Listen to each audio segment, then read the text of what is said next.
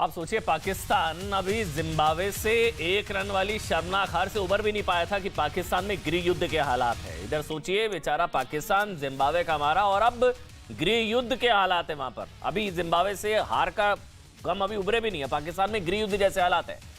खबर को समझिए, शाहबाज सरकार को आशंका है कि पाकिस्तान में कभी भी खूनी संग्राम छिड़ सकता है। खूनी संग्राम वो कह रहे हैं। इमरान खान सड़कों पर हैं। इमरान खान कह रहे हैं कि वो जिहाद पर निकले हैं। ये जिहाद है उनका, इमरान खान कह रहे हैं। पाकिस्तान की जिस आर्मी से सीधे टकराने में हर राजनीतिक पार्टी कांपती है, उसे निशाना बनाकर इमरान ने आईएसआई को धमकी दे दिया, पोल खोल दूंगा। वो कह रहे हैं डीआईजी आईएसआई कान खोलकर सुन लो। क्या कहा है सुनिए सबसे पहले आप इमरान खान को। डीजी आईएसआई कान खोल के सुन लो मेरे।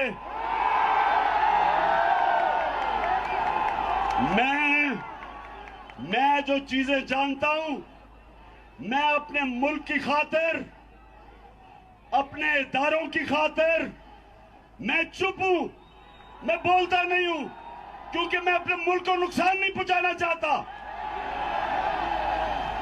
मैं नवाज शरीफ की तरह भगोड़ा नहीं हूं जो यहां तो चुप करके दुम दबा के बैठा रहे और लंदन जाके फौज को बुरा भला कहे। मैंने इस मुल्क से जाना नहीं, मेरा जीना मरना इस मुल्क पे है। डीजी आईएसआई कान खोल के सुन लो मेरे।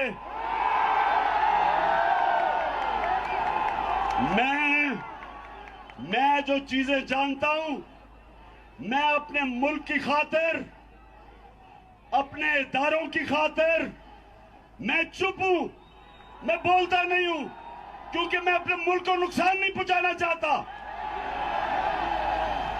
मैं नवाज शरीफ की तरह भगोड़ा नहीं हूं जो यहां तो चुप करके दुम दबा के बैठा रहे और लंदन जाके फौज को बुरा भला कहे। मैंने इस मुल्क से जाना नहीं, मेरा जीना मरना इस मुल्क पे है।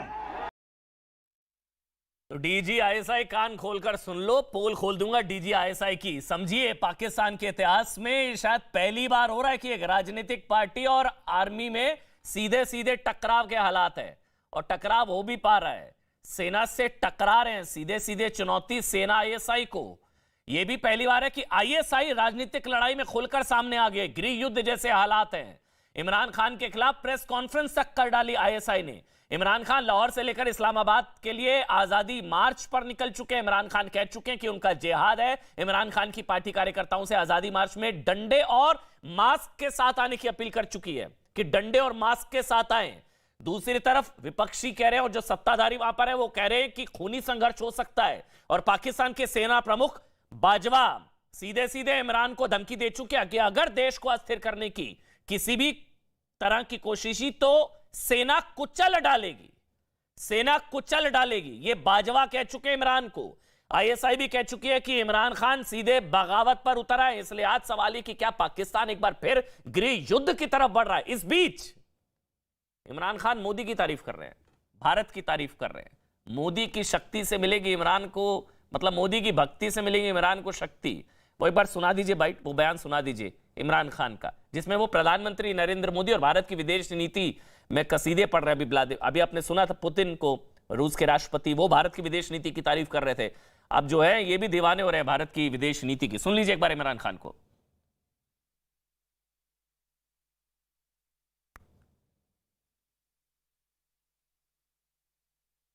सुनाएंगे वो बयान आपको जिसमें वो भारत की विदेश नीति की तारीफ कर रहे हैं। मई में भी आपको बता दें इसी तरह से इस्लामाबाद में इमरान खान के आजादी मार्च के दौरान हिंसा भड़क गई थी और उस दौरान भी इसी तरह का बवाल हुआ था।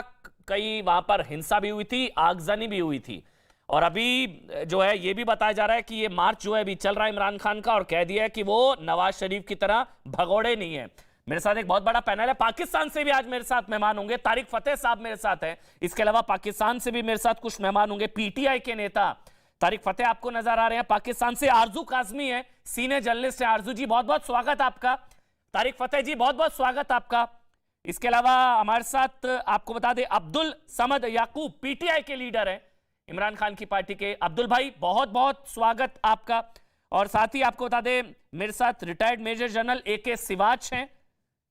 सर जनरल सिवाच आपका बहुत बहुत स्वागत। लेकिन सबसे पहले मैं तारिक फतेह साहब आपसे बेहतर कौन समझा सकता है अभी कि इमरान खान के दिल में क्या चल रहा है और पाकिस्तान में क्या चल रहा है। अभी जिम्बाब्वे का हारा, अब गृह युद्ध का मारा बेचारा। तारिक फतेह जी क्या करेंगे बेचारा, वो जुलूस के अंदर एक और बीवी ढूंढ लेगा, कोई उससे शादी कर लेगा। इसको और तो कुछ आता नहीं ना, क्रिकेट का आता है, वहां जिम्बाब्वे से हार रहा है या शादियां करता। सेटल डाउन होना होता तो अपने बच्चों को भी लेके आता ना पाकिस्तान। ये अजीब है कि मेरे बच्चे जो हैं वो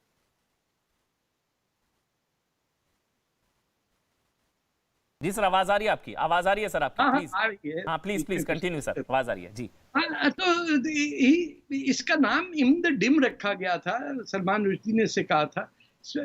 आप जेन्युइनली समझे, मैं खुद क्रिटिसिज्म नहीं कर रहा हूँ। इसने जिंदगी में किताब नहीं पढ़ी है कोई। He is just an empty head, इम द डिम, ये याद रखिए। और he can be either very explosive, dangerous for anyone. तो उससे क्या तो कि वो लॉन्ग मार्च करे, शॉर्ट मार्च करे, उससे क्या फर्क पड़ जाएगा। वही फौज लेके आती है, वही उसको हटा देती है, फिर उससे नाराज हो जाते हैं। एक दूसरे को एक्सपोज कर दिया। वो कभी हमने सुना था कि ISI इंटेलिजेंस जो है पाकिस्तान की, उसके जनरल जो चीफ है वो आके इमरान खान को इस अनबिलीवेबल के प्रेस कॉन्फ्रेंस में बता रहे हैं कि ये रात को हमें आके मिलता है और सुबह फिर हमें गालियां देता है। तो what sort of I mean mediocrity है ये। इसने कुछ नहीं पढ़ा जिंदगी में।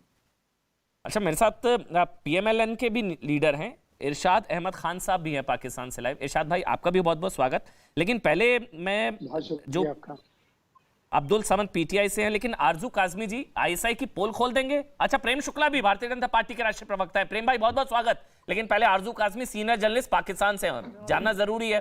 पोल खोल देंगे ISI? DG ISI कान खोलकर सुन लो, पोल खोल दूंगा। क्या कह रहे हैं इमरान, क्या पोल खोलेंगे वो?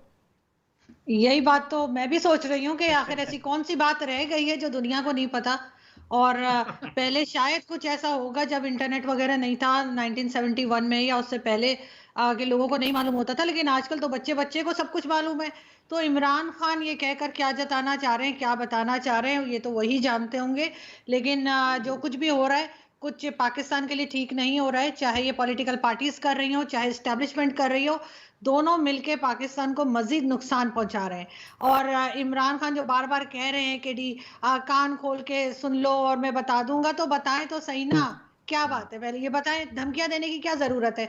और वैसे भी मुझे नहीं लगता कि उनके पास कोई न्यूज होगी, क्योंकि अभी फवाद चौधरी जो उनकी पार्टी के हैं, आज ही या कल वो किसी टॉक शो में बैठे थे और वहां वो कहने लगे कि नहीं जी, जानवर तो उन्होंने जो है वो PMLN को कहा था, उन्होंने तो आर्मी चीफ को कहा ही नहीं था। तो उनके जो पार्टी के लोग हैं उन्होंने तो यू टर्न लेना शुरू कर दिया है और इमरान खान भी जल्दी उस तरफ जाते हुए दिखाई देंगे। लेकिन जो कुछ भी हो रहा है, लेकिन दोनों हो, चाहे एस्टेब्लिशमेंट और फौज हो, चाहे पॉलिटिकल पार्टीज हो, ये दोनों मिलकर सिर्फ और सिर्फ इस वक्त पाकिस्तान का नुकसान कर रही है, जो कि इनको नहीं करना चाहिए।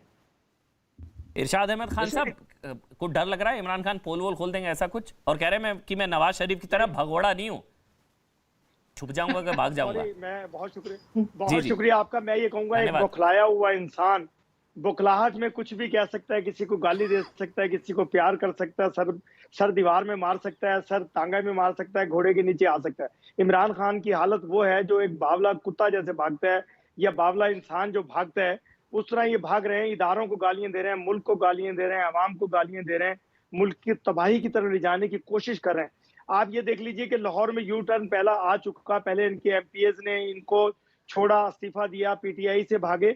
उसके बाद इन्होंने शादरा जाकर के रात को स्टे करना था। अब ये वहां स्टे नहीं कर रहे हैं, अब ये यादगार चौक में बैठना चाह रहे हैं। अब आप इसी से अंदाजा कीजिए कि कहते थे हम शादरा में बैठेंगे, हजारों लाखों लोग होंगे। जो लोग इनका मजमा देखने आए थे, जो इनका कंसर्ट देखने आए थे, जो इनका डांस पार्टी देखने आए थे, वो लिबर्टी चौक से ही वापस अपने घरों को जाना शुरू हो गए।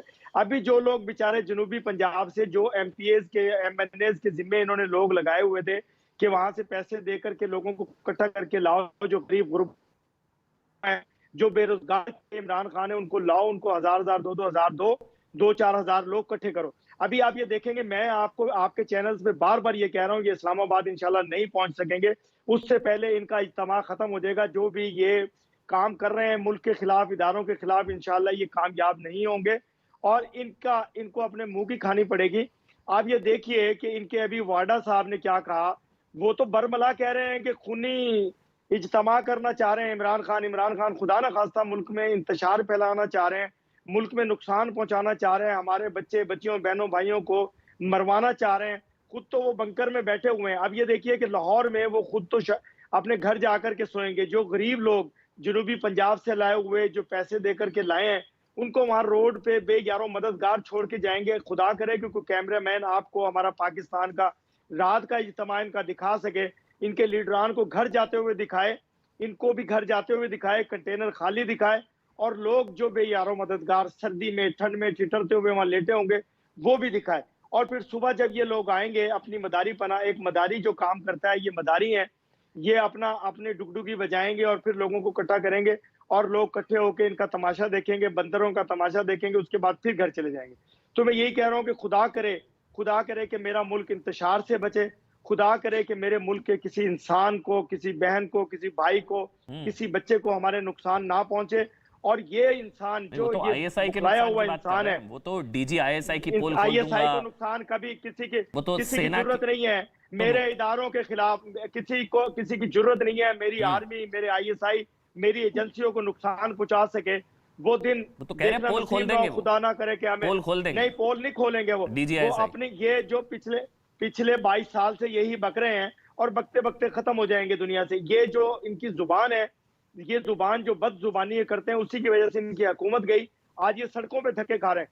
ये मैं कर्नल आरएसएन सिंह मेरे साथ इस वक्त लाइव जुड़ गए हैं। कर्नल आरएसएन सिंह, बहुत बहुत स्वागत सर आपका। इसके अलावा मेरे साथ ब्रिटेन से पीओके के एक्सपर्ट हैं अमजद आयूब मिर्जा जी, वो भी मेरे साथ है। प्रेम शुक्ला जी तो वहीं। सबका एक एक कमेंट पहले ले लेते हैं। पहले मैं आरएसएन सिंह आपका मैं कमेंट ले लेता हूं इस पूरे प्रकरण जो पाकिस्तान में गृह युद्ध जैसे हालात है। इमरान खान कह रहे हैं डीजी आईएसआई तेरी पोल खोल कर रख दूंगा, कान खोल कर सुन ले।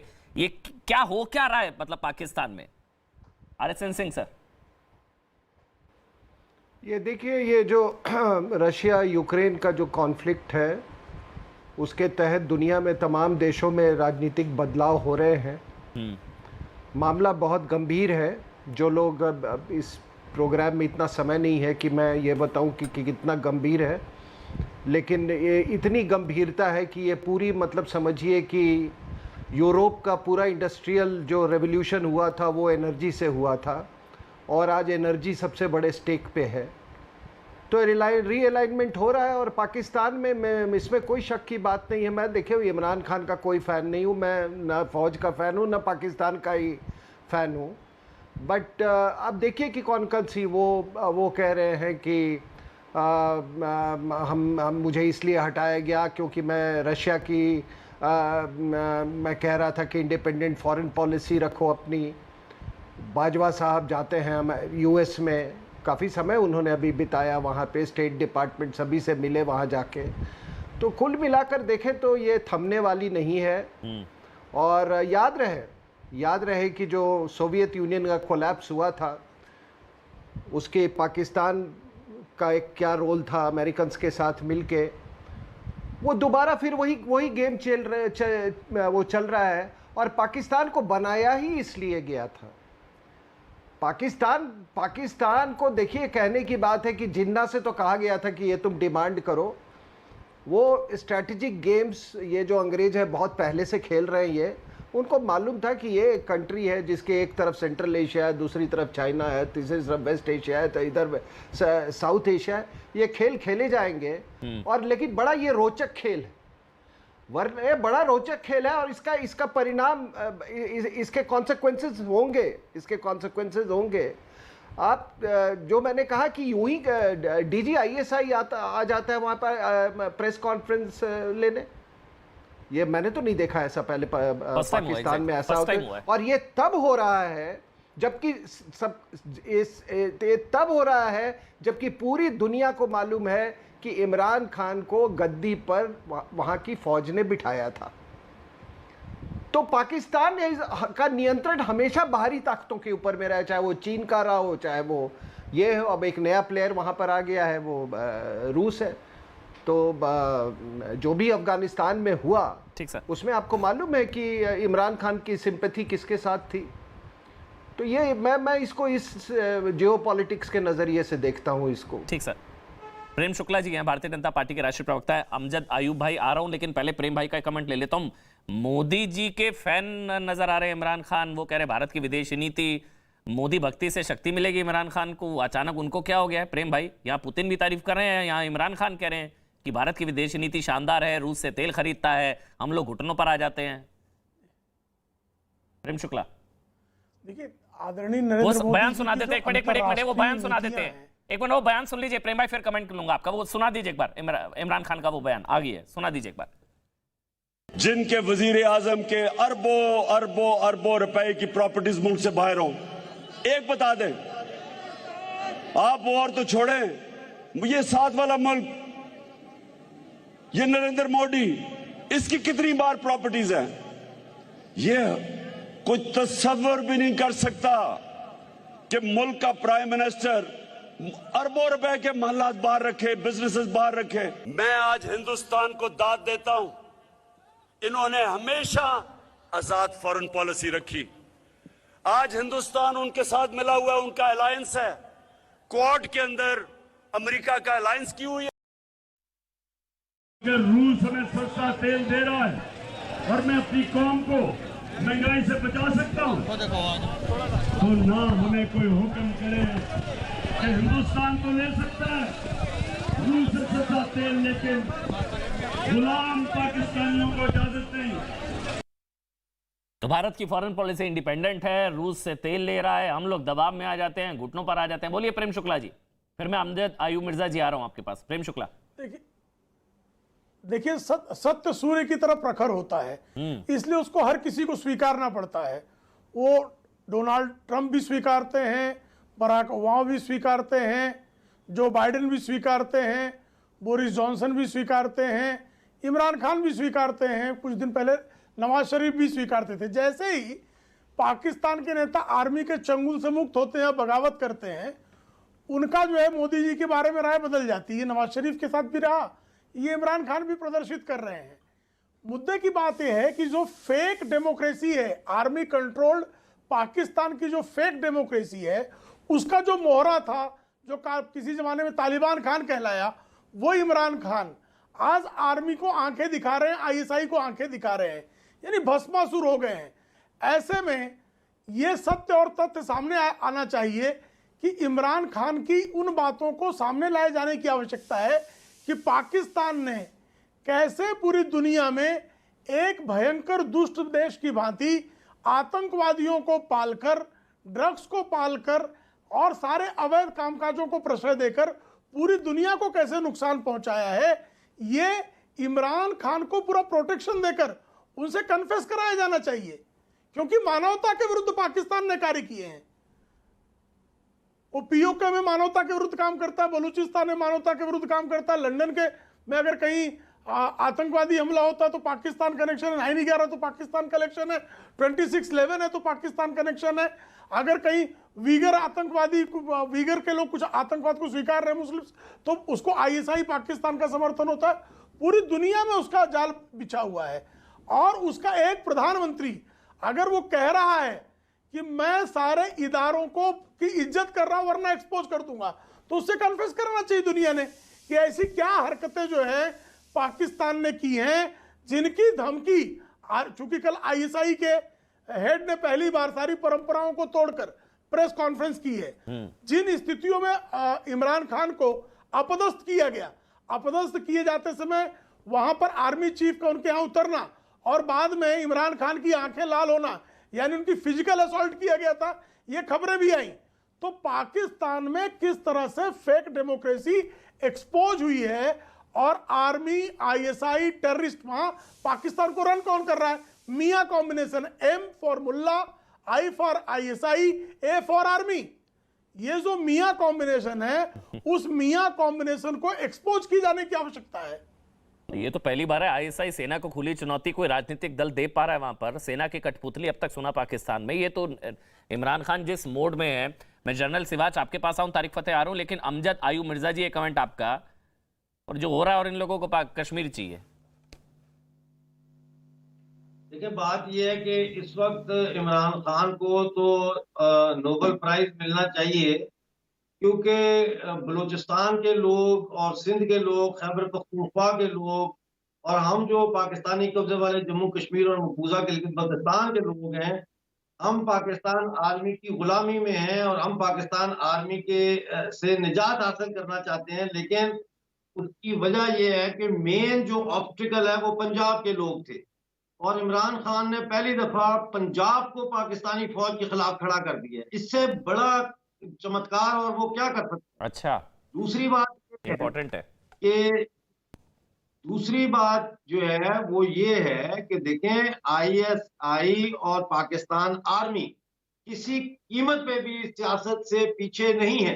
इन्होंने कहा है कि हम सियासत छोड़ दी है, हम आइंदा सियासत में हिस्सा नहीं लेंगे, और माजी की जो गलतियां हमने की हैं वो उसका सॉरी है। तो फिर अगर ये बात है तो सबसे पहले इन्होंने ये ऐलान क्यों नहीं उसके साथ किया कि हम बलूचिस्तान से अपनी फौजें बाहर निकाल रहे हैं? इन्होंने ये ऐलान क्यों नहीं किया कि हम यूनाइटेड नेशन के रेजोल्यूशन नंबर 48 के तहत पाकिस्तान की फौजें जो है पीओजे के से बाहर निकाल रहे हैं? ये झूठ बोलते हैं। पाकिस्तानी फौज भी झूठी है, पाकिस्तान के सियासतदान भी झूठे हैं, पाकिस्तान का जो मीडिया है वो भी झूठा है, बिका हुआ मीडिया है, जो पैसे देता है उसकी बोली पाकिस्तानी मीडिया बोलता है। तो ये इस वक्त जो है पाकिस्तान की ये आजादी मार्च नहीं है, मैं इसको कहता हूँ तबाही मार्च, और हम इस तबाही को खुशामदीद कहते हैं।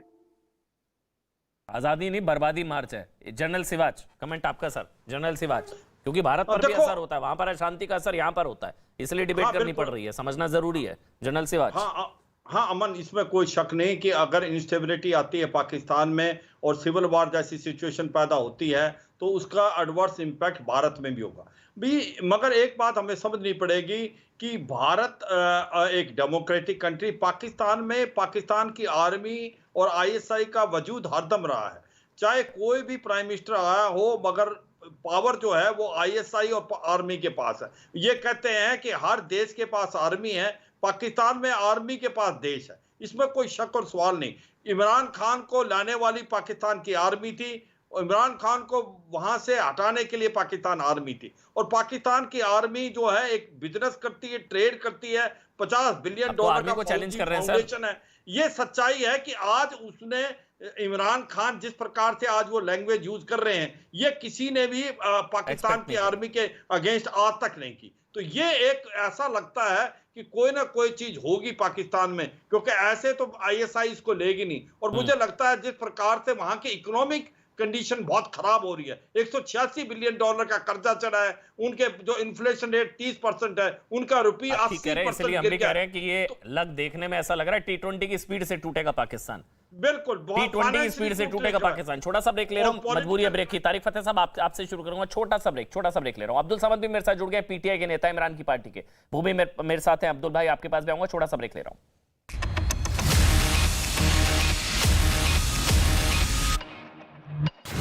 ऑस्ट्रेलिया में भीषण बाढ़ से मची तबाही।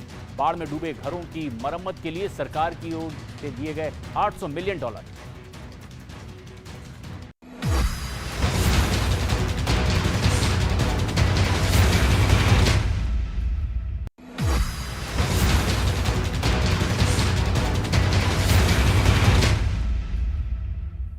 नमस्कार, मैं हूं प्रशांत चुरहे।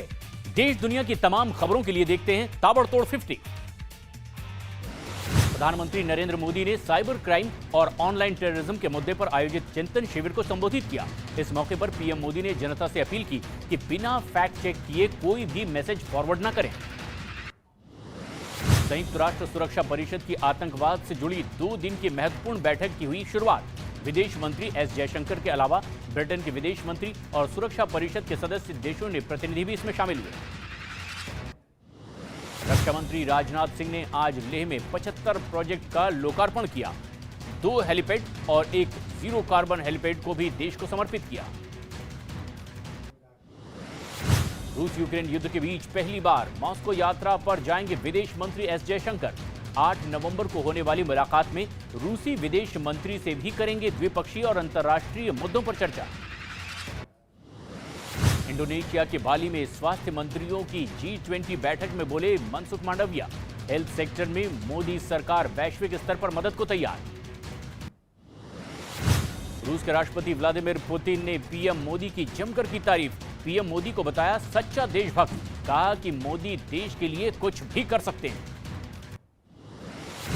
ब्रिटेन के नए प्रधानमंत्री ऋषि सुनक ने पीएम मोदी से की फोन पर बातचीत। मुक्त व्यापार के मुद्दे पर आगे बढ़ाने का किया जिक्र, तो वहीं सुनक ने आर्थिक और रक्षा मामलों के संबंध मजबूत होने की जताई उम्मीद। ट्विटर खरीदने के बाद एलन मस्क ने लिखा बड़ा एक्शन। ट्विटर के सीईओ पराग अग्रवाल और सीएफओ नेड सेगल को कंपनी से किया बाहर। एलन मस्क ने ट्वीट कर दी ये जानकारी।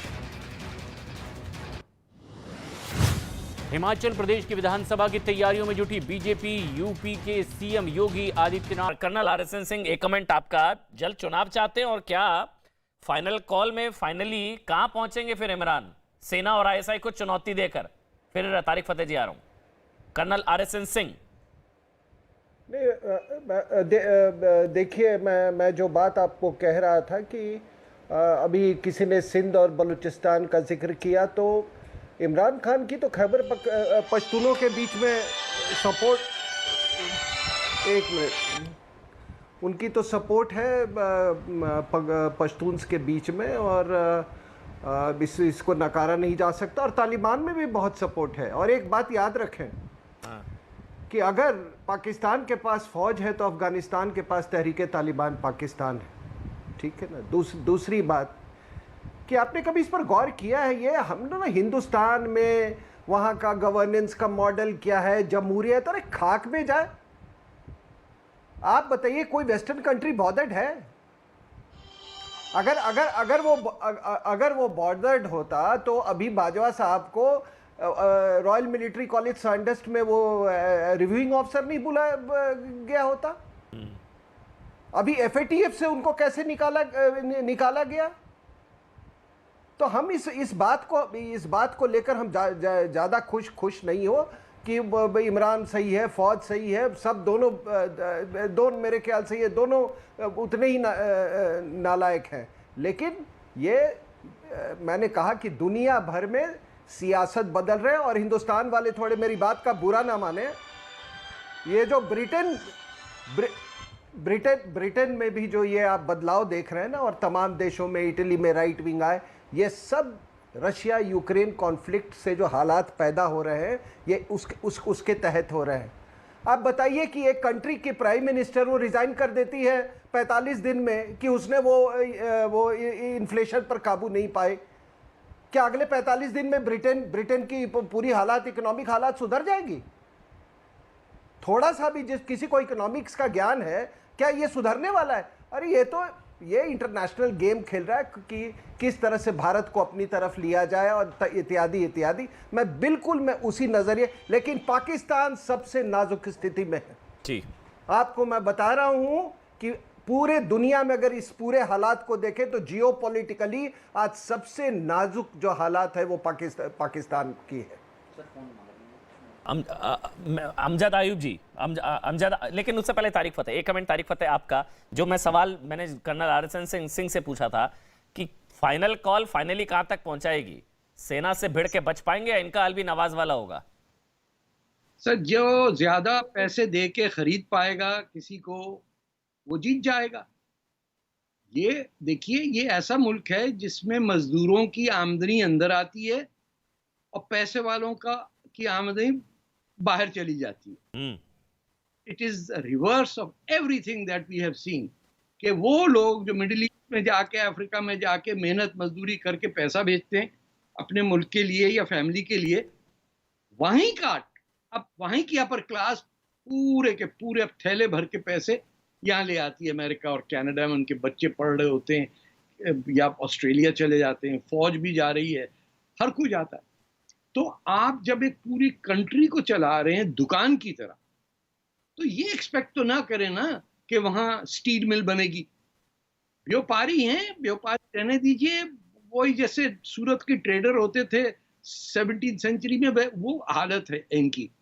ये अपने पोर्ट्स बेच पा रहे हैं किराए पे, ब्लैक मनी में सिंध के जो पूरा कोस्ट लाइन है वो तो बेच बदलाव दी। के लिए इमरान खान तो बदलाव के लिए आए हैं सड़कों पर, वो कह रहे हैं। नहीं सर, कुछ नहीं आया है सर। इतनी अकल होती तो पाकिस्तान में आता वो।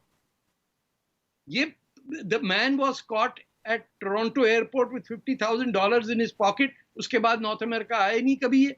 घड़ी चोर की भी नारे हो रही थी जब वो घूम रहे थे, तो बताया जा रहा है कि घड़ी चोर के नारेबाजी हो गई थी इमरान खान की।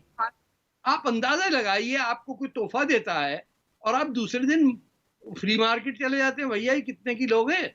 आप मेंटालिटी देखिए, ये मर्केंटाइल मेंटालिटी है कि अपना फायदा कितना हुआ। ये कोई पॉलिटिशियन या स्टेट्समैन या सियासी जमात का लीडर नहीं है। इसकी बीवी जादूगरनी थी, वो जादू से टूना टाना करके बताती थी कि क्या करना और क्या नहीं करना, और लूट के ले गए। हर पोजीशन पे अपॉइंटमेंट कराने में पैसे लूट रहे थे। ये हालत है जिस मुल्क में प्राइम मिनिस्टर और न्यूक्लियर पावर, उसकी बीवी जादू करती, डिसाइड कि करना क्या है। एंड द पाकिस्तानीज एक्सेप्टेड, क्योंकि उनको खुद नहीं पता कौन है। जो कंट्री को चला रहे हैं लोग, उनको नहीं पता कि वो कौन है। They have an identity crisis. वो अपनी माँ बोली से शर्मिंदा रहते हैं। आप सोचिए तो सही कि ये पूरा पंजाब पाकिस्तानी जो है, they are an embodiment of inferiority complex and lack of identity. ना उनको उर्दू ठीक आती, ना पंजाबी आती, ना इंग्लिश आती है। आप सुन लें इनके वजीरों का हालत। ये जो घड़ी चोर वाली क्या कहानी आरजू, क्या घड़ी चोर क्या है? तोश खाना घोटाला था, कुछ ऐसा कुछ था, कुछ घड़ियां गिफ्ट में आ रही थी, बताओ प्रधानमंत्री, उनको जाके बेच दिया था इन्होंने। जी, जहाँ तक न्यूज़ आई है वो यही है कि जो गिफ्ट्स इनको मिले थे, चाहे वो सऊदी क्राउन प्रिंस ने दिया हो या किसी और कंट्री से, तो वो इन्होंने, एक तरीका होता है यहाँ पे तोशाखाना से आप कुछ % पेमेंट करके ले सकते हैं। तो वो गिफ्ट्स इन्होंने ले लिए थे कुछ % पेमेंट करके, और उसके बाद उनको बेच दिया था। तो इसलिए इनके ऊपर जो है क्रिटिसाइज किया जा रहा है। ये और बात है कि हमारे यहाँ इमरान खान पहले नहीं है।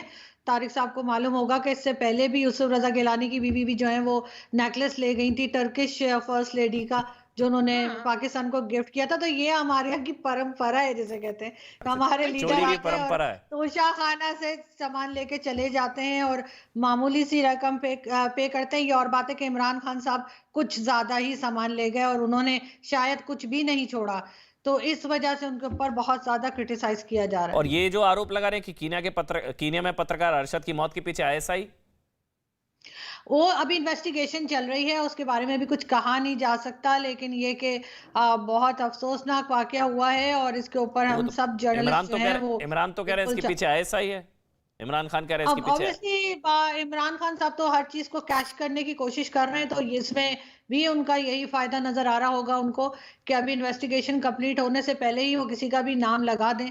तो ये तो कोई भी कह सकता है और कोई भी समझ सकता है कि इस वक्त वो उस चीज को सिर्फ कैश कर रहे हैं, वरना थोड़े दिन उनको इंतजार करना चाहिए कि थोड़ी सी इन्वेस्टिगेशन आगे बढ़े, तभी बात की जाए। मिर्जा साहब, एक कमेंट आपका। मिर्जा साहब, ये सेना आईएसआई से भिड़ रहे हैं इमरान, कुछ तो होगा पीछे। नहीं, एक सेकंड, मैं इसमें ऐड एक मिनट, तारिक फतेह, पहले तारिक फतेह, फिर मिर्जा साहब आ रहा हूं। बोलिए तारिक फतेह साहब, आप बोलिए। प्रेम शुक्ला जी आ रहा हूं। जिस सहाफी का, जर्नलिस्ट का कत्ल हुआ कीनिया में, पेशावर से पीटीआई, इमरान खान की गवर्नमेंट ने उन्हें वार्निंग लेटर दिया कि your life is in danger. तो ये पेशावर एयरपोर्ट से फ्लाई करके दुबई गए। तो ये ऐसा नहीं है कि कोई एक्सीडेंटली कुछ हो गया हो, इसमें जो हिडन हैंड्स हैं। और पाकिस्तान ये ना समझे कि सिर्फ आईएसआई है, पाकिस्तान में एमआई भी है, पाकिस्तान में आईबी भी है। There are 4-5 intelligence agencies that compete with each other, क्योंकि खाली लिफाफे पैसों से भरे हुए जो डिप्लोमेट्स को भी मिलते हैं, लिफाफा जर्नलिज्म कहलाती है उसको पाकिस्तान में, that is widespread. You will never hear an American diplomat ever criticize Pakistan. कभी सोचिए इस बात पे। इरशाद अहमद, ये जो इमरान खान आरोप लगा रहे हैं कि पत्रकार अरशद की मौत के पीछे आईएसआई, उसके बहाने वो बुना सकते हैं और फिर सड़कों पर इंकलाब, ये मार्च जो हो रहा है पत्रकार की मौत के पीछे आईएसआई, फिर आईएसआई को पीसी भी करनी पड़ी। नदीम अंजुम, इरशाद अहमद नवाज की पार्टी के इरशाद अहमद जी। सर म्यूट है, अनम्यूट कर दीजिए। म्यूट है सर, म्यूट है सर। फिर मिर्जा साहब आ रहा हूं सर, अनम्यूट कर दीजिए, मैं वापस आपके पास आता हूं। लेकिन पहले अमजद आयू मिर्जा हैं, ब्रिटेन से मेरे साथ हैं, पीओके को लेकर आवाज उठाते हैं। मिर्जा साहब, इनका हल भी नवाज वाला होगा या कुछ बदलाव ला पाएंगे? ये जो सड़कों पर तो लोग तो हैं कम से कम, और जब वो कह रहे हैं कि DGISI तेरी पोल खोल दूंगा, पीछे से चेयर भी बहुत, शोर बहुत ज्यादा है। मिर्जा साहब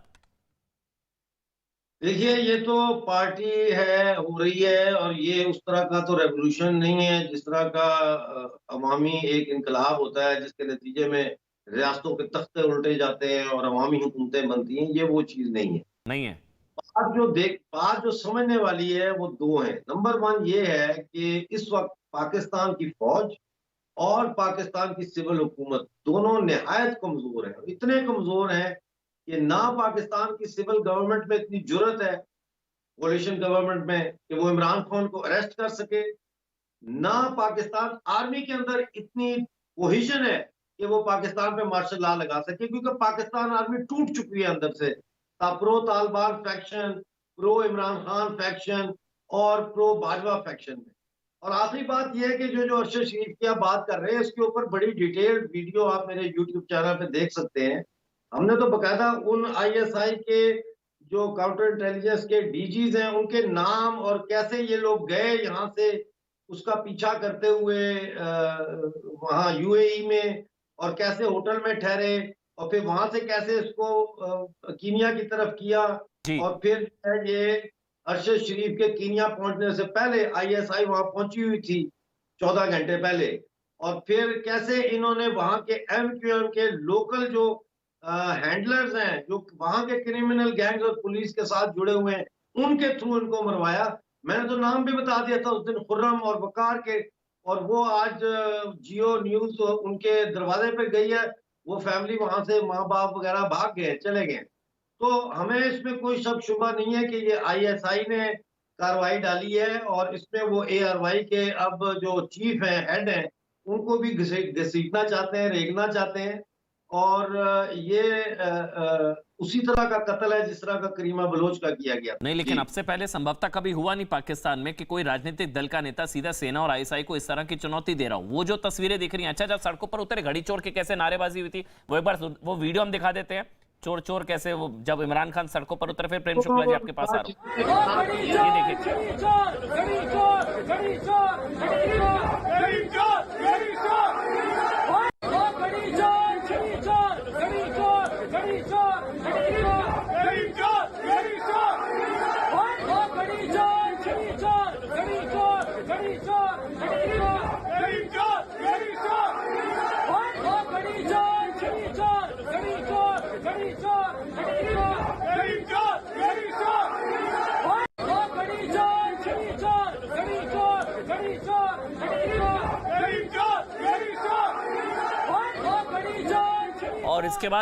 और इसके बाद किस तरह से इमरान खान DGISI को चुनौती दे रहे हैं, वो एक बार सुन लेते हैं। एक बार वो भी सुना दीजिए। तारिक फतेह साहब मुस्कुरा रहे हैं, लेकिन DGISI को लेकर क्या चैलेंज दिया, वो भी एक बार सुन लेते हैं। DGISI, कान खोल के सुन लो मेरे।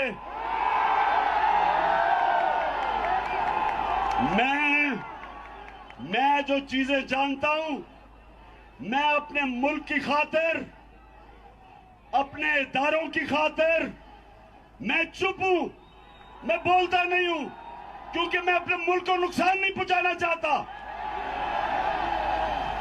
मैं नवाज शरीफ की तरह भगोड़ा नहीं हूं, जो यहां तो चुप करके दुम दबा के बैठा रहे और लंदन जाके फौज को बुरा भला कहे। मैंने इस मुल्क से जाना नहीं, मेरा जीना मरना इस मुल्क पे है। और इरशाद अहमद नवाज की पार्टी से वो मेरे साथ है, लेकिन पहले AK सिवाज, जनरल सिवाज, पहले एक कमेंट आपका। तारिक फतेह साहब, मैं एक मिनट आ रहा हूं आपके पास, लेकिन जनरल सिवाज एक कमेंट आपका। DGISI की पोल खोल देंगे इमरान खान? मतलब मेरा तो बार बार ये सवाल है कि इतनी हिम्मत कहां से आ रही है, और खुला कैसे छोड़ा हुआ इनको आर्मी और ISI ने? ये तो अब तक अंदर हो सकते थे, खुला कैसे घूम रहे हैं ये? DGISI और सेना को चुनौती दे रहे हैं। हाँ, ये सच्चाई है। ये पहली बार हुआ है, पहली बार है कि पाकिस्तान में कि DGISI और आर्मी को डायरेक्ट चैलेंज। मगर आप एक चीज समझे अमन, कि ये बात ऐसी है कि पाकिस्तान की आर्मी को भी पॉलिटिक्स समझ आ गई। उसको पता है कि अगर डायरेक्ट इन्वॉल्वमेंट होगी, आप इमरजेंसी मार्शल लॉ ले आए तो आप भी फेल हो जाएंगे। अभी वो they enjoy all authority without responsibility. तो इसलिए पाकिस्तान की आर्मी कभी इन्वॉल्व नहीं करेगी, वो इसलिए अब पॉलिटिकल बोलती रहेगी। मगर जो इमरान खान ने तीर मारा है वो देखे कहाँ हिट कर रहा है। वो ये कर रहा है, इसका मतलब DGISI को बोल रहा है कि आपकी हमें पोल खोल दूंगा। इसका मतलब वो कुछ ऐसी कार्रवाई करते हैं कि जो दूसरे देशों के खिलाफ है या अपने माइनॉरिटीज या अपने देश के खिलाफ है। इशारा देखें उसको, इशारा ही बहुत बड़ी चीज है। तो मेरा मतलब यह है कि आज की तारीख में इमरान खान ने डायरेक्ट एक प्रकार चैलेंज किया है DGISI और पाकिस्तान आर्मी को। अब ये किस मोड़ जाएगा ये वक्त ही बताएगा, मगर ये ऐसा आज तक हुआ नहीं था। और मुझे लगता है कि अब जो सिचुएशन है वो बहुत ज्यादा एक चीज बहुत है, ये शहबाज शरीफ अमेरिका की तरफ झुके हुए हैं, इसमें कोई शक नहीं। एक मिनट रुके ना सर, जनरल सिवाज, एक मिनट, तारिक फतेह जिसका भी जिक्र जनरल सिवाज कर रहे हैं, एक मिनट सर जनरल सिवाज, ये आप दूसरा पॉइंट, लेकिन पहला पॉइंट वो इंपॉर्टेंट है। तारिक फतेह ये जो कह रहे DGISI की पोल खोल देंगे, क्या पोल होगी? ये होगा ना भारत के खिलाफ जो जिहाद छेड़ा हुआ है वहां के आतंकवादियों ने, और क्या होगा? नहीं सर, इतने सोफिस्टिकेशन में मत जाएं। ये बस ये बता देंगे कि कितना करोड़ कैश कहाँ छपा, कहाँ पैदा हुआ और किसके बैंक अकाउंट में गया। इसके अलावा पाकिस्तान में और कोई खेल नहीं है सर। आप ज्यादा क्रेडिट दे रहे हैं, वहां सिर्फ पैसा, कैश, कौन बिकता है कौन खरीदता है ये है। आप ज्यादा क्रेडिट ना दें इनको, इतनी अकल नहीं है इन लोगों में। पता नहीं, जब आप बोलते हैं, जो आरजू मुस्कुराती है, उनको लगता है एकदम पोल खोल देते हैं आप और सच बोल देते हैं। आरजू काज़मी सीने जलने से पाकिस्तान से बैठी है ना, मैं तो कह सकता हूँ ना यहाँ। आरजू जी भी कहती है, खुलकर कहती हैं आरजू जी। क्या गलत कह रहे हैं तारिक फतेह, आरजू काज़मी? नहीं, मेरे ख्याल से काफी हद तक बिल्कुल सर ठीक कह रहे हैं। और एक चीज मैं यहाँ जरूर मेंशन करूंगी कि ये बात तो सभी को मालूम है कि कितनी करप्शन जो है वो आर्मी के अंदर भी है और कितना पैसा आर्मी भी बाहर ले जाती है। ये कोई ढकी छुपी बात नहीं है। मुझे समझ नहीं आ रही इमरान खान किस बात के लिए नारे लगा रहे हैं कि वो कौन सी नई पोल खोलने वाले हैं। ये जरूर है कि 2 दिन पहले जो ब्लंडर हमने देखा, जो इमरान खान की पार्टी के एक आए थे नेता और फैसल वावडा, और उन्होंने आके प्रेस कॉन्फ्रेंस की थी, वो स्क्रिप्ट जिसने लिखा था, मेरे ख्याल है तारिक साहब जरूर मानेंगे कि वो जरूर कोई अनाड़ी आदमी था। क्योंकि इमरान खान जो है वो टीवी पर नहीं आ सकते, उनकी लाइव कवरेज की इजाजत नहीं है। और इमरान खान की पार्टी के जो नेता आके बात कर रहे थे, फैसल वावडा, उनको PTV यानी कि पाकिस्तान का जो सरकारी टीवी है वो तक दिखा रहा था लाइव। तो उसी से पता लग रहा था कि स्क्रिप्ट कहाँ से लिखकर आई है और क्या कुछ हो रहा है। तो ये चीजें अब लोगों को समझ आनी शुरू हो गई है। इसलिए मेरा नहीं ख्याल कि इमरान खान के पास कोई ऐसी नई बात होगी जिसके लिए वो ISI को जो है वो तड़ियां लगा रहे हैं। इनको खुला कैसे छोड़ा हुआ है? सेना और ISI को चैलेंज करके भी ये खुला घूम रहे हैं सर। वो इसलिए कि आर्मी का एक हिस्सा भी इमरान खान के साथ है, चाहे वो रिटायर्ड फौजी हो, वो उनके साथ प्रेस कॉन्फ्रेंसेस इमरान खान के हक में कर रहे हैं। एक बहुत बड़ा हिस्सा आर्मी का अभी भी इमरान खान के साथ है। जब भी तो ये ISI चीफ के लिए जो DGISI आए हैं उनके लिए साइन नहीं कर रहे थे। 2 महीने इन्होंने लगा दिए थे, सिग्नेचर नहीं कर रहे थे इमरान खान। ये जनरल जो नदीम अफजल थे उनके ऊपर, नदीम अंजुम साहब के ऊपर वो साइन नहीं कर रहे थे इमरान खान कि इनको लाया जाए, इसलिए कि उसमें उन्होंने कुछ किया हो ना किया हो। नई बात ये की है कि फौज के अंदर डिवीजन कर दी है, फौज के अंदर कुछ लोग अपनी साइड पे कर लिए, इस वजह से उनको कोई कुछ नहीं कर रहा। वरना तो इससे 10% भी किसी ने कुछ बोला होता ना तो उठा के ले गई होती आर्मी। और मोदी भक्ति क्यों? वो प्रेम शुक्ला जी के पास जाऊंगा, लेकिन मोदी भक्ति अचानक से क्यों जाग गई है इनकी? वो तो सभी की जागती है सर। आप रिकॉर्ड निकाल के देखिए, आपको इंटरनेट पे मिल जाएगा। चाहे नवाज शरीफ हो, चाहे मुशर्रफ हो, चाहे इमरान खान हो, जैसे ही तख्त पे से उतरते हैं उसके साथ ही अचानक इंडिया से प्यार हो जाता है। और अगर जैसे ही दोबारा लेकर आएंगे या फिर सबसे पहले कश्मीर करना शुरू कर देंगे। तो ये तो इनका इसी तरह से इनका तरीका है और ये हमेशा यही करते रहे। प्रेम शुक्ला जी सच है बारंबार जो है, लेकिन ये सत्य है कि आदरणीय नरेंद्र मोदी जी की प्रशंसा तो जो बाइडेन से लेकर सारे नेता कर रहे हैं। अभी पुतिन ने ये सत्य है कि इमरान खान जो है, हाँ पुतिन ने की है। इमरान खान इस सत्य से कैसे इनकार करेंगे कि भाई बाजवा जो है वो उनका अपना कोई इंडिपेंडेंट सोच नहीं है, स्वतंत्र सोच नहीं है। उनके जो आर्मी है, जो पैसे की बात की जा रही है, जितने भी वहाँ के नेता हो, आर्मी के अधिकारी हो, उनके बच्चे हैं, वो चाहे चाइनीज हो चाहे पाकिस्तानी हो, उनकी पार्किंग तो यूरोपियन और अमेरिकन कंट्रीज में ही है। और उसमें भी जो है उनके सारे इंटरेस्ट वहां हैं। तो अमेरिका ने कान ऐठा और पाकिस्तानी ने नहीं सुना। जिसने नहीं सुना तो उसका नवाज शरीफ हो जाता है। जैसे नवाज शरीफ नहीं सुन रहे थे 98 में, तो इनका नवाज क्यों नहीं हो रहा है? मैं तो सवाल खड़े हो गए। मैं भी तो यही पूछ रहा हूं, इनका नवाज नहीं हो रहा है। इनका नवाज नहीं हो रहा। वो तो कह रहे हैं कि नवाज भगोड़ा है, मैं जाके दुबक्के नहीं बैठ जाऊंगा, मैं पोल खोल दूंगा। इनका नवाज नहीं हो रहा है ना। उसका कारण ये है कि पाकिस्तान कमजोर हुआ है तो उसकी संस्थाएं भी कमजोर हुई है, आर्मी भी कमजोर हुई है, उसकी पॉलिटिकल पूरा जो सेटअप है वो पूरा कमजोर हुआ है जी। और पाकिस्तान भयंकर कमजोरी के दौर में है ना, तो उसके कारण आर्मी का कंट्रोल घटा है और आर्मी का एक सेक्शन उनके साथ है। नहीं, लेकिन फर्क दोनों में, मिर्जा साहब एक कमेंट आपका, आप मेरे ख्याल से थोड़ा डिसएग्री भी कर रहे थे कुछ चीजों को लेकर, वो पोल खोलने को लेकर DGISI की। आप थोड़े नाराज हो रहे थे शायद तारिक फतेह और आरजू की बात सुनकर। बताइए सर, बोलिए। Amjad Ayub Mirza.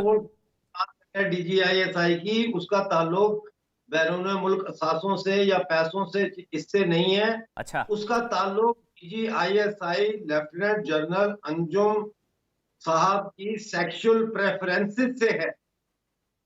Personal sexual preferences जो है उससे है, और वो उनको चुनौती दे रहा है कि मैं तुम्हारे जो PMA से लेके अब तक के जो सेक्सुअल प्रेफरेंसेस रही हैं वो मैं बेनकाब करूंगा जी। और वो ये वाली धमकी दे रहे थे, ये वाली पोल आपने तो पहले ही खोल दी इमरान खान के वो खोलने से पहले। तारिक फतेह इमरान खान के भी क्या कह रहे हैं तारिक फतेह जी? आप जब भी बोलते हैं आप तारिक फतेह जी, मैंने कहा इमरान खान के भी तो वीडियो हैं, वो भी तो डरे हुए हैं। उनकी बेगम साहिबा ने जो किताब लिखी है, जो अब तलाक याफ्ता हैं, उनकी पढ़ लेना। इमरान खान के भी शौक सारे आ जाएंगे सामने। नहीं तो इस बेसिस पे थोड़ी ना सेना ISI को चुनौती दे रहे होंगे सर। मैं तो ये जानना चाह रहा हूं, जो हुआ नहीं आज तक इतिहास में। यही चुनौती है। बाजवा की नंगी फिल्में हैं इनके पास। DGISI जो है इसका पूरा चटा कट्टा है इनके पास। ये पाकिस्तान आर्मी के जो ऑफिसर्स हैं उनमें नोन है। वो उनका जो स्टेटमेंट है वो ये है कि मैं इसलिए चुप हूं क्योंकि मैं अपने देश और उसकी जनता को नुकसान नहीं पहुंचाना चाहता हूं। ये स्टेटमेंट है। वो देश को नुकसान और जनता को नुकसान नहीं। फर्क है वैसे इमरान बाजवा और नदीम अंजुम में कोई नहीं है। सब सिक्के के ये एक दूसरे के सब बिल्कुल बराबर है, चाहे बाजवा हो, चाहे इमरान हो, चाहे नदीम अंजुम हो, कोई फर्क थोड़ी ना है। लेकिन मिर्जा साहब, लेकिन वो तो कह रहे हैं मैं देश को नुकसान नहीं पहुंचाना चाहता। वो तो देश की बात कर रहे थे, वो तो पाकिस्तान के उद्धार की बात कर रहे थे। हैं? देश लगा दिया ना, देश को नुकसान पहुंचेगा ना। ये लोग फिर क्या देखेंगे, क्या इज्जत रह जाएगी आर्मी की अगर एक साबिक प्राइम मिनिस्टर ये चैलेंज कर दे उसकी सेक्सुअलिटी को। तो सर वही तो मैं बार बार पूछ रहा हूँ, वही तो मैं बार बार पूछ रहा हूँ तारिक फतेह। फिर अगर ये तो फिर सेना ISI चीफ को भी पता होगा, बाजवा को भी पता होगा, खुला कैसे छोड़ा हुआ है जो आज तक नहीं हुआ इतिहास में। वो खुले मन से चुनौती दे रहे हैं, पोल खोल दूंगा, कान खोलकर सुन ले, और खुले घूम रहे हैं। इनका नवाज नहीं हो रहा है सर। मुझे वो समझाइए तारिक फतेह। अच्छा मिर्जा साहब एक मिनट, तारिक फतेह देखिए, इन सब को एक दूसरे का पता है। ये जो हरकत करते हैं, इस प्रोफेशन का नाम है पाकिस्तान में। आपको आइडिया ही नहीं है कि क्या हो रहा है पाकिस्तान में। मैं ऑनेस्टली बताऊं, इंडियंस डोंट नो कि what a corrupt रॉटन society it is. आपके अगर स्पाइन के अंदर कैंसर हो जाए तो आपके गोल्फ खेलने की सोचेंगे? It is rotten to the core. आप समझ रहे हैं? Rotten to the core. आप जूते का साइज पूछे किसी मिलिट्री अफसर से, वो गलत साइज बता देगा। आप घर की फुटेज कहें कितने फीट का घर है, वो भी गलत बताएगा, क्योंकि by an institution they are trained to lie. कोई सच बोलने वाला आदमी आपको नहीं मिलेगा पाकिस्तान में। झूठ पे बने हुआ। मैं हूं ना सर, मैं हूं। हाँ, तो आप निकले ना वहां से, इससे पहले कि कोई कर दे। आरजू निकलो वहां से, ऑनेस्ट टू गॉड। नहीं, आरजू काजमी तो बोल ही रही हैं जो आप कह रहे हैं। She is saying you are right. आपको लग रहा है वो तो वहां पर बैठकर, पाकिस्तान में बैठकर बोल रही है कि हाँ ये सिचुएशन है, करप्ट है। मैं इंडिया की बात कर रहा हूँ। आपको नहीं पता क्या हो रहा। आरजू नहीं, देखें, करप्शन तो खैर प्रॉब्लम है पाकिस्तान का, और सिर्फ पॉलिटिकल पार्टीज में ही नहीं है। ये बात तो सभी जानते हैं कि फौज में भी है। बहुत से जनरल्स के नाम आए हैं, आसिम सलीम बाजवा हैं और कई लोगों के नाम सामने आए हैं। वो बात होती रहती है, लेकिन इमरान खान इस वक्त सिर्फ और सिर्फ इसलिए बात कर पा रहे हैं या उनको कुछ नहीं कहा जा रहा क्योंकि आर्मी का एक बहुत बड़ा हिस्सा उनके साथ है और वही उन्हें सपोर्ट कर रहा है। वरना आप खुद देखिए, इससे कितनी कम बात करने पे लोगों को उठा के ले जाया जाता है और उनका जो कहा जाता है हमारे सॉफ्टवेयर अपडेट हो रहा होता है और इन्हें कुछ भी नहीं कहा जा रहा। तो ऑब्वियसली उनको सपोर्ट है, इसीलिए वो बढ़ के बात कर रहे हैं। और ये जो सीधा चैलेंज है सेना प्लस आईएसआई वर्सेस इमरान, ये जो चीजें हो पा रही हैं और आईएसआई को पीसी भी करनी पड़ी पहली बार आरजू, जो शायद आज तक नहीं हुआ, सफाई देनी पड़ रही है, आईएसआई को पीसी करनी पड़ी। बिल्कुल नदीम अंजुम, देखिए प्रेशर तो है, बिल्कुल प्रेशर तो बिल्ड किया है इमरान खान ने। लेकिन जहां तक पीएमएलएन का सवाल है तो नवाज शरीफ तो हमेशा से जैसी प्रॉब्लम आती है सबसे पहले बाहर निकल जाते हैं। इससे पहले भी मुशर्रफ के टाइम में भी वो चले गए थे, अभी इमरान खान का टाइम आया तभी वो बाहर निकल गए।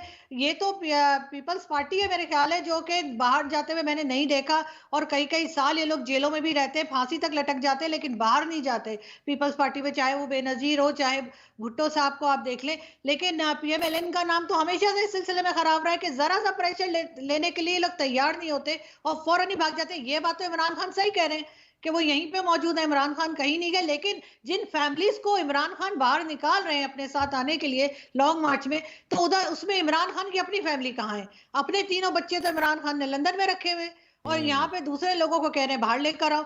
तो ये डबल पॉलिसी, ये जो कहना चाहिए ना डबल फेस जो है, ये हमारे हर पॉलिटिशियन का अनफॉर्चुनेटली। नहीं, लेकिन इस चीज को लेकर इसलिए यहाँ मतलब जो पाकिस्तान पड़ोसी मुल्क में होता है शुक्ला जी, उसका असर क्योंकि वहां स्थिरता उड़ती है तो फिर वो आतंकी एक्सपोर्ट करते हैं, इसलिए यहाँ पर डिबेट करनी पड़ती है कि हर दूसरे दिन ये रोग स्टेट है, फेल स्टेट है, खत्म हो चुका है पाकिस्तान, आतंकिस्तान जीरो हो चुका है। और अब इमरान खान और इस तरह से जो चीजें होती हैं, इसलिए डर लगता है कि पड़ोस में जो आतंकी मुल्क बन चुका है। शुक्ला जी, हाँ निश्चित तौर पर वो सुसाइडिकल मोड में है, फिदाइन मोड में एक देश है, मोड में है, हमारा पड़ोसी है, सांस्कृतिक तो हाँ फिदाइन मोड में है वो। उसकी दशा है कि इमरान खान जिस तरह की बातें कर रहे हैं, वहां की सेना के अफसरों ने जिस तरह उनको अपदस्थ किया, इस तरह का टकराव तो कभी था नहीं। और पाकिस्तान की जो आर्थिक स्थिति है, सामाजिक स्थिति है, जिस तरह के आपत्तिकाल के दौर से गुजर रहे हैं, वो वैश्विक जो परिदृश्य है, अब उनको संरक्षण देने वाली जो शक्तियां हैं वो उनको मुफ्त में अब खैरात पे पालने की स्थिति में नहीं है। उनकी भी अर्थव्यवस्था है जो खैरात पे पाकिस्तान को पाल के एक इस्लामी बम की, और इससे ज्यादा इंटरेस्टिंग तो सर मिस्टर बीन वाली भी कहानी है, मिस्टर बीन वाली भी कहानी, नकली बीन भेज दिया था। बहुत बहुत शुक्रिया आप सबका, बहुत बहुत शुक्रिया आप सबका। सवाल की एक बात